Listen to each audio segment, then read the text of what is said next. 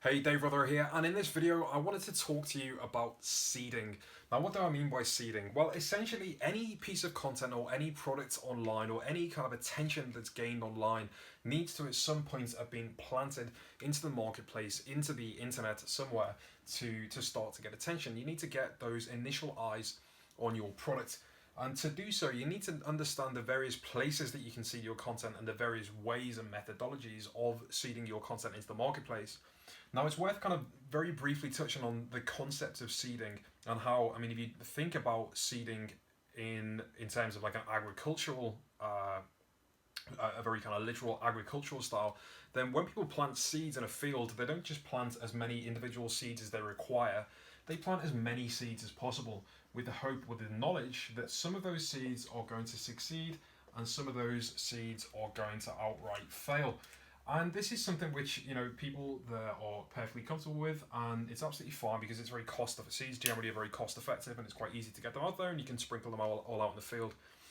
I'd like to encourage you to think about your marketing a lot like this because, it's absolutely now impossible to guarantee what people are going to respond to and how they're going to respond to it.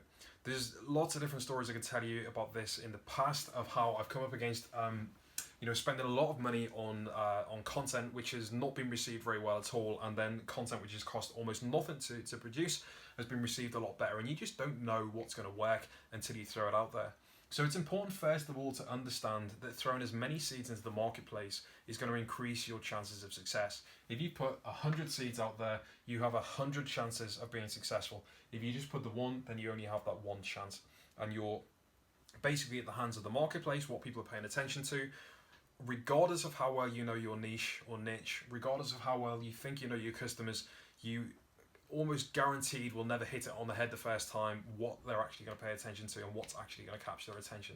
So there's no reason to fall prey to that. There's no reason to be disheartened and never to make and never to continue with online marketing or to stop the endeavors of the campaign that you're doing at the time.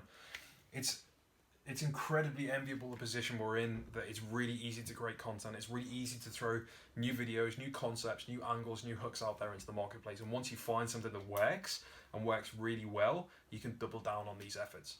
And this is why, so many people are being so successful online. Kids in their bedrooms creating multi-million dollar businesses within the space of months and years. It's because we're able to split test. It's because we're able to seed lots of different things into the marketplace and figure out what works and what doesn't. So that's the first thing to bear in mind in terms of seeding, is the more seed you throw out there into the marketplace, the better. The more chances you give yourself of being successful. So now the next thing to consider is the various different ways that we can seed things into the marketplace. So I just want to list out a few here for a start. So organic social is something that we see if I can write and talk at the same time. Organic social is something that we've spoken about quite a few times, and it's something which, as we know, isn't as effective as it used to be, frustratingly so. However, there are still channels that we can use, and there are still ways that we can plant our content and plant our ideas and our products into the marketplace to gauge their reliability, to start to see if there's some kind of organic uplift. And if there is, then we know that it's going to be successful, and that's the time that we would start to boost it with ad spend. So just to double down on that point, a lot of people fall into the trap of thinking, well, this content isn't performing too well, then I'll boost it. Or fall into the trap of thinking that ad spend, throwing money at problems or throwing money at content will make it perform better. And that's simply not the case. The way social media platforms work, particularly paid social media platforms, is the attention you get organically is what you're boosting. So if you don't get any attention organically, if you don't get any engagement, you're putting money into, it's like pouring petrol into a car with no wheels. Like it's not going to get you anywhere. It's not going to get you very far at all. Whereas if you get content which already performs really nicely organically, and you've seeded it into an organic channel, and you found that it works really nicely, it gets a lot of uplifts and a lot of comments, etc. Putting money behind that simply means that you are pouring. You add it to my photorealistic illustration up here. You're adding water to something which is already grown. Okay, so you basically add into the effects of something which is already shown some kind of benefit. So showing some kind of success. So places that you can do this, obviously channels which you've already got, which already belong to you, are a good place to start. We know that places like Facebook and Instagram, you get less engagement, less organic engagement every single day. One fantastic place to do this is Reddit. Now Reddit, if you've not any experience with Reddit as of yet, it's quite a unique place. It's the most kind of fiercely democratic platform on the internet, really. But what is fantastic about that is that you get natural feedback and you get very fast, very huge exposure if you manage to get it right from a very large and engaged group of people. So the way Reddit works is, very briefly for anybody who doesn't know, Reddit is essentially a message board, in very simplistic terms. A message board where people pin things, articles, content, pictures, and they get upvoted or downvoted, and there's a huge community, a very democratic community, and therefore if something's good, it rises right to the top, and if something's deemed irrelevant or crap, then it goes right to the bottom. So it can be an incredible way to get huge exposure for your content, but it's worth bearing in mind that if people uncover or smell a rat that you're trying to self-promote, then you're going to get downvoted out of existence, and that's going to affect your karma, etc., etc. And like, I could do endless videos on Reddit, and I'm sure other people could put me to shame as well. But what's important to note here is that Reddit is a really good place to gauge engagement. I like to throw things out. If you've got organic content, if you've got ideas which don't have calls to action, just useful, practical value posts, a great place to post them up and start to get exposure for your brand or business or concepts, etc. So another one to consider is, again, your own Facebook channels. This is like a fairly obvious but really kind of great place to just throw content out there. Obviously you get less and less reach every single day. It becomes more and more difficult to get uplift organically. But what you can start to gauge is how much organic interaction you're getting before you start to boost posts. So that's one place to boost, to seed stuff into your marketplace. The next thing to consider is other people's. Now this is a really interesting thing which people don't consider at all.